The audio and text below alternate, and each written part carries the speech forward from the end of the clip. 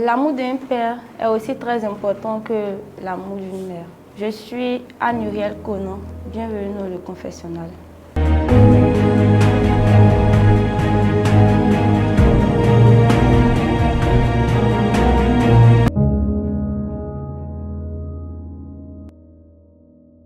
Comme ma mère est tombée enceinte, mon père a reconnu la grossesse et après il a disparu. Quand il a disparu, les parents ne se sont pas plaints. Ils ont fait le nécessaire que je puisse venir au monde. Et mon grand-père a eu l'idée de me mettre à l'école, vu que ma mère n'a pas été à l'école et elle n'y connaît rien, c'est pas.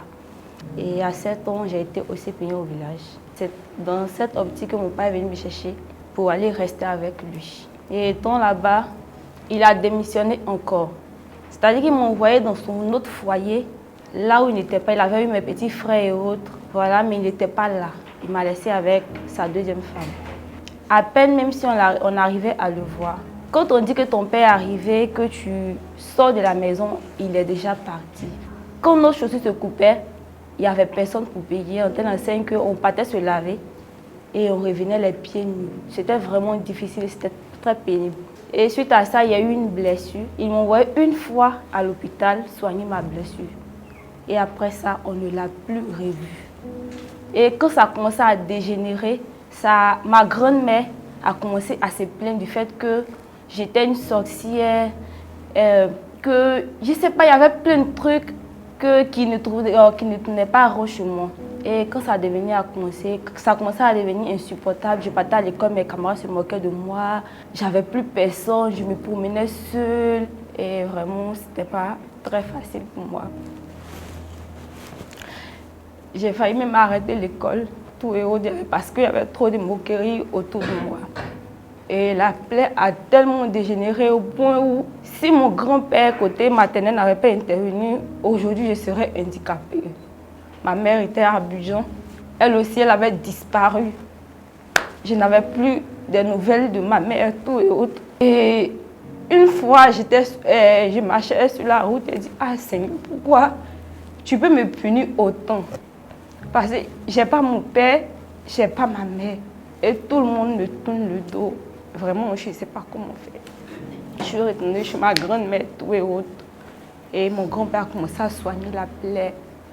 Tout allait bien. En tout cas, après avoir fait le nécessaire, ça allait. Et après, il a vu ma mère. Elle au moins, elle est venue s'excuser auprès de moi en disant que c'est vrai que truc, mais elle aussi, elle traversait des difficultés. Sauf que ce n'était pas une excuse assez pour m'abandonner à ce point. Et j'ai accepté, je l'ai pardonné. Mon papa, à chaque fois, quand il va, il revient. Et ce qui me plaît dans ce cas, c'est que mes parents, côté maternel, n'ont jamais dit du mal de mon père. Ils n'ont jamais dit non, vu que le truc, faut pas, il va s'approcher de toi. Et même souvent, quand je vais au village, je dis, ah, mon papa est revenu. Ah, Dieu merci s'il est venu. Il y a eu le bac. Papa, allô, papa, il y a eu le bac. Il dit, ok. Il ne m'a même pas appelé le nom. Il dit à ma fille, mes félicitations.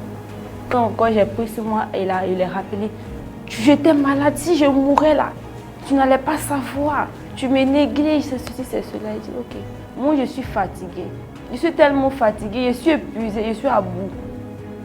Tu fais des trucs, je te pardonne, je vais vers toi.